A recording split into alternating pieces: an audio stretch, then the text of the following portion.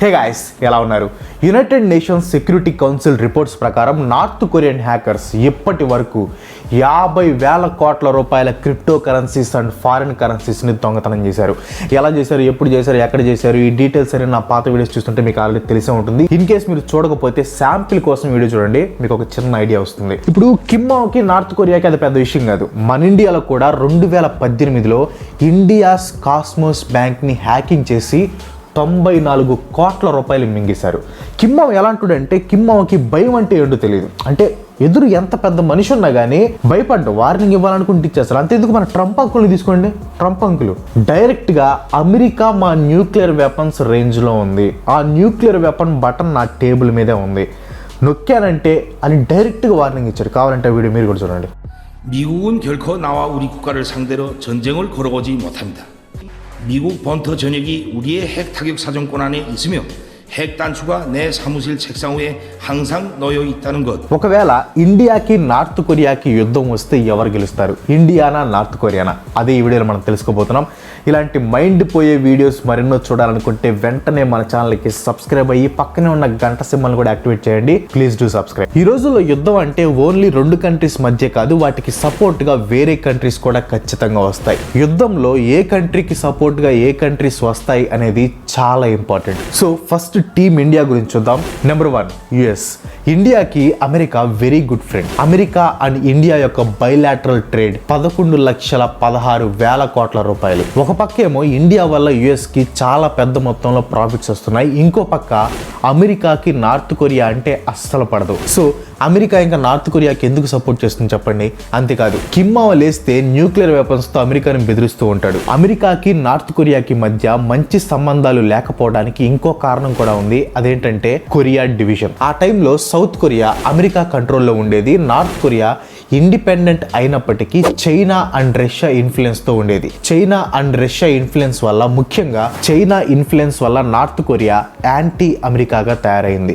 ఇంకో important matter ఏంటంటే, south కొరియాలో ఇప్పటికీ కూడా 28,000కు పైగా అమెరికన్ సోల్జర్స్ ఉన్నారు. అందుకే కిమ్మావ్కి అమెరికా అంటే చాలా కోపం. సౌత్ కొరియా నుంచి అమెరికా ఎప్పుడైనా అటాక్ చేసే ఛాన్స్ ఉందని కిమ్మావ్కి బాగా తెలుసు. ఇంకా నెంబర్ 2 వచ్చేసరికి Japan.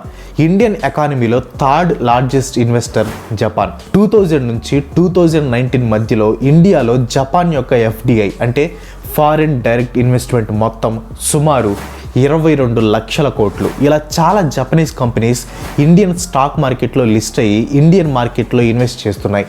Suzuki, Honda, Panasonic, Hyundai, Sony, Nissan, Toyota, Daikin, ఇలా ఇండియాలో పెద్ద నెట్వర్క్ ని క్రియేట్ చేసుకున్న కంపెనీస్ అన్ని కూడా జపాన్ కి చెందినవే. ఇండియా అండ్ జపాన్ రిలేషన్స్ ఎంత స్ట్రాంగ్ గా ఉన్నాయంటే, ఈ జపనీస్ కంపెనీస్ అన్ని ఇండియన్ స్టాక్ మార్కెట్ లో లిస్ట్ అయ్యాయి. And SBI, HCl, OYO, Infosys లాంటి పెద్ద పెద్ద ఇండియన్ కంపెనీస్ అన్ని జపాన్ స్టాక్ మార్కెట్ లో కూడా లిస్ట్ అయ్యాయి. ఈ విధంగా ఇండియాకి జపాన్ కి మధ్య ఒక మంచి అండర్స్టాండింగ్ ఉంది.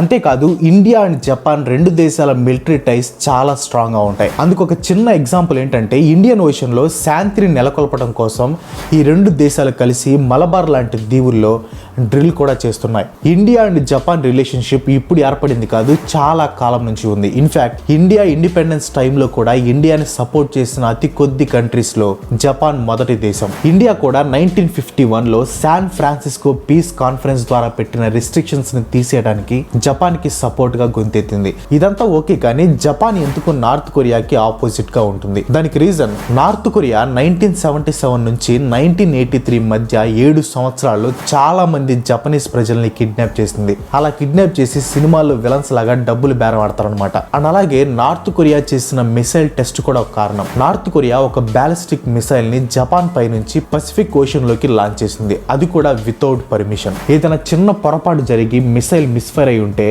జపాన్ జాతకం మారిపోయేది. సో జపాన్ ఖచ్చితంగా ఇండియాకే సపోర్ట్ చేస్తుంది. ఇండియా పక్క అమెరికా ఉన్నా కానీ ఇండియాకే సపోర్ట్ చేస్తుంది. నెంబర్ 3 వచ్చేసి ఫ్రాన్స్. ఈ లిస్ట్ లో ఇండియాకి బెస్ట్ ఫ్రెండ్ ఎవరంటే ఫ్రాన్సే. United Nations security council permanent member అవడానికి, అలాగే G8 లో మెంబర్ అవడానికి ఫ్రాన్స్ ఇండియాకి చాలా సపోర్ట్ చేస్తుంది. ప్రజెంట్ ఫ్రాన్స్ లో స్థిరపడిన ఇండియన్ కంపెనీస్ ద్వారా ఫ్రాన్స్ కి 8,700 కోట్ల రూపాయల ప్రాఫిట్స్ వస్తున్నాయి. అలానే ఫ్రాన్స్ కూడా ఇండియాలో 2,20,000 కోట్ల రూపాయలు ఇన్వెస్ట్ చేసి ఇండియాలో 9th లార్జెస్ట్ ఫారిన్ ఇన్వెస్టర్ గా మారింది. అంతేకాకుండా 2018లో చేసుకున్న అగ్రిమెంట్ ప్రకారం ఇండియా అండ్ ఫ్రాన్స్ నేవీస్ ఒకరి బేస్ ని ఒకరు యూజ్ చేసుకోవచ్చు. అండ్ యూరోపియన్ కంట్రీస్ అన్నిట్లో ఈస్టోనియా అండ్ ఫ్రాన్స్ కి మాత్రమే నార్త్ కొరియాతో అసలు ఎలాంటి సంబంధాలు లేకపోగా నార్త్ కొరియా చేసే ప్రతి మిసైల్ టెస్ట్ కి వ్యతిరేకంగా తన వాయిస్ ని వినిపిస్తూ ఉంటుంది ఫ్రాన్స్. ఇంకో మెయిన్ రీజన్ ఏంటంటే ఫ్రాన్స్ వచ్చేసరికి అమెరికాకి ఎలై. సో అమెరికా సపోర్ట్ చేసిన వైపే తప్పకుండా వాళ్ళు కూడా సపోర్ట్ చేస్తారు. నెంబర్ 4 వచ్చేసరికి ఇజ్రాయెల్. ఇండియాకి ఇజ్రాయెల్ కి మధ్య ఉన్న రిలేషన్ గురించి సపరేట్ గా చెప్పాల్సిన పనే లేదు. Very good relationship. దానికి కారణం ఏంటంటే ఇజ్రాయెల్ లో జ్యూస్ ని దారుణంగా చంపేస్తున్నప్పుడు ఇండియా ఇజ్రాయెల్ కి సపోర్ట్ గా నిలిచింది. అంతేకాకుండా ఇజ్రాయెల్ మిలిటరీ ఎక్విప్మెంట్స్ లో అతి పెద్ద బయర్ కూడా ఇండియానే. ఇండియా నుంచి మిలిటరీ ఎక్విప్మెంట్స్ కొనే కంట్రీస్ లో రష్యా తర్వాత రెండో అతిపెద్ద కంట్రీ కూడా ఇజ్రాయెలే. 1999 నుంచి 2009 వరకు ఇజ్రాయెల్ అండ్ ఇండియా మధ్య మొత్తం 67,000 కోట్ల రూపాయల బిజినెస్ జరిగింది. అయితే ఇండియా అండ్ ఇజ్రాయెల్ మధ్య సంబంధం కేవలం బిజినెస్ వరకు మాత్రమే పరిమితం కాదు. 2019 ఫిబ్రవరి 14 ఇండియాలో పుల్వామా అటాక్ లో 40 మంది సైనికులు చనిపోయినప్పుడు ఇజ్రాయెల్ గవర్నమెంట్ ఇండియా గవర్నమెంట్ కి అండ్ ఆర్మీకి అన్కండిషనల్ సపోర్ట్ ఇచ్చింది. కానీ ఈ సపోర్ట్ కేవలం ఒకవైపు నుంచే కాదు. 2020లో మొత్తం ప్రపంచం కరోనా పాండమిక్ ని ఫేస్ చేస్తున్నప్పుడు ఇండియా ఇజ్రాయెల్ కి 5 టన్స్ హైడ్రోక్లోరోక్వినోన్ అండ్ క్లోరోక్వినోన్ ని సప్లై చేసింది. ఇంకా ఇజ్రాయెల్ అండ్ నార్త్ కొరియా శత్రుత్వం గురించి మాట్లాడుకున్నట్లయితే 1981 గల్ఫ్ పర్షియన్ వార్ లో నార్త్ కొరియా ఇరాక్ కి వెపన్స్ సప్లై చేసింది. ఆ కోపం ఇజ్రాయెల్ కి నార్త్ కొరియా మీద ఇంకా ఉంది. సో ఫ్రెండ్స్, టీమ్ ఇండియా గురించి తెలుసుకున్నాం. ఇంకా ఇప్పుడు టీమ్ నార్త్ కొరియా గురించి తెలుసుకుందాం. Number 1 China. ఇది ఆల్రెడీ మీరు గెస్ట్ చేసే ఉంటారు. చైనా నార్త్ కొరియాకి పెద్దన టైప్ అనమాట. ఇన్ఫాక్ట్ నార్త్ కొరియా ఎకానమీ నడుస్తుంది చైనా వల్లే. లిటరల్ గా నార్త్ కొరియా 90% ఎకానమీ చైనా వల్లే వస్తుంది.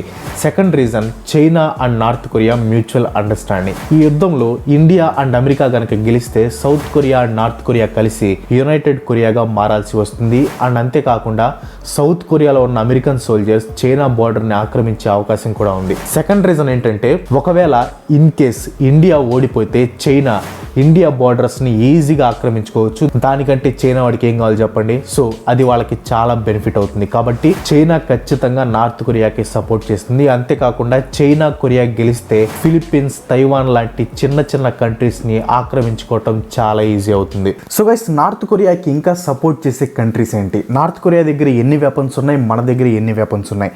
మన దగ్గర ఉన్న వెపన్స్ ఏంటి, నార్త్ కొరియా దగ్గర లేని వెపన్స్ ఏంటి? నార్త్ కొరియా దగ్గర ఉన్న వెపన్స్ ఏంటి, మన దగ్గర లేని వెపన్స్ ఏంటి? అండ్ ఫైనల్గా యుద్ధం జరిగితే ఎవరు గెలుస్తారు? ఇంకా ఇలాంటి ఇంట్రెస్టింగ్ విషయాలు ఎన్నో పార్ట్ 2లో తెలుసుకుందాం. పార్ట్ 2 ఈవినింగ్ కానీ లేకపోతే రేపు పొద్దున కానీ వచ్చేస్తుంది, కానీ తొందరగా వచ్చేస్తుంది. సో దాన్ని మాత్రం అస్సలు మిస్ అవ్వద్దు. అండ్ మీలో చాలామంది అడగొచ్చు, పార్ట్ 1 పార్ట్ 2 ఎందుకు, మొత్తం ఒకే వీడియో చేయొచ్చు కదా, 2 వీడియోస్ ఎందుకు అని మీలో చాలామంది అడగొచ్చు. సో ఇక్కడ పాయింట్ ఏంటంటే ఇప్పుడు ఈ వీడియో 8.5 minutes ఎంత ఉంది. సో పార్ట్ 2 కూడా 8.5 minutes కానీ 9 minutes కానీ ఉంటుంది. సో 2 కలిపితే దాదాపు 16-17 minutes ఉంటుంది. ఇప్పుడు నేను ఆ 16-17 minutes వీడియో అప్లోడ్ చేశాను అనుకోండి, మీరు ఫుల్గా చూడరు. మా అయితే యావరేజ్గా ఒక 6 to 7 minutes చూస్తారు. సో దానివల్ల ఏమైందంటే వాచ్ టైం అనేది బాగా తగ్గిపోయింది. సో వాచ్ టైం తగ్గిపోయిందంటే యూట్యూబ్ ఏమనుకునేది, అరే ఎక్కువ మంది చూడట్లేదు వీడియోని అని ఎక్కువ మందికి చూపిదు, దానికి వ్యూస్ రావు, రీచ్ ఉండదు. ఓన్లీ ఆ రీజన్తోనే వీడియోని 2 partsగా చేస్తున్నాను, అంతకు మించి ఏం లేదు. ఎలాగో పెద్ద వీడియో చేసినా మీరు ఫుల్గా చూడరు. సో చిన్న వీడియో అనుకోండి, కంప్లీట్గా చూసే ఛాన్స్ ఉంది. సో అలా కూడా మనకి బెనిఫిటే కాబట్టి, ఎలాగో టాపిక్ పెద్దది కాబట్టి 2 partsగా చేస్తాం. సో మీరు అర్థం చేసుకుంటారనుకుంటున్నాను. పార్ట్ 1 కంటే పార్ట్ 2 ఇంకా ఇంట్రెస్టింగ్గా ఉంటుంది. సో అస్సలు మిస్ అవ్వద్దు. పార్ట్ 2తో మళ్ళీ ఫాస్ట్గా మీ ముందుకు వచ్చేస్తాను. అంతవరకు సెలవు. Bye bye.